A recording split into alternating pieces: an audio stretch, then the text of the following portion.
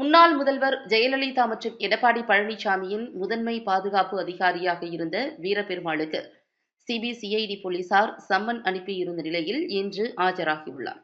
கோடநாடு கொலை கொள்ளை வழக்கு தொடர்பாக சிபிசிஐடி சிறப்பு விசாரணை குழு விசாரணையை தீவிரப்படுத்தியுள்ளது.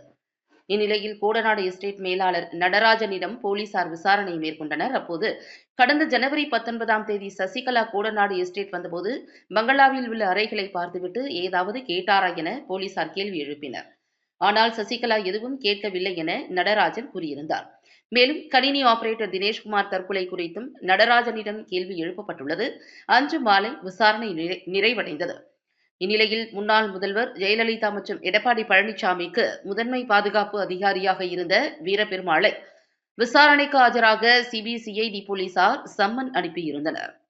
மேலும் இன்று மார்ச் 11ஆம் தேதி நேரில் ஆஜராகவும் அறிவுறுத்தப்பட்டிருந்தது.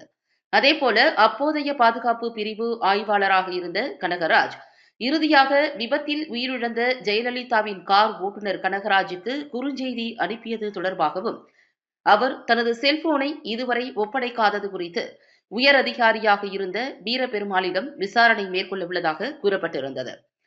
இந்நிலையில் இன்று காலை முன்னாள் முதல்வர் ஜெயலலிதாவின் முதன்மை பாதுகாப்பு அலுவலர் வீரபெருமாள் கோவை காந்திபுரத்தில் உள்ள சிபிசிஐடி அலுவலகத்தில் ஆஜராகியுள்ளார்.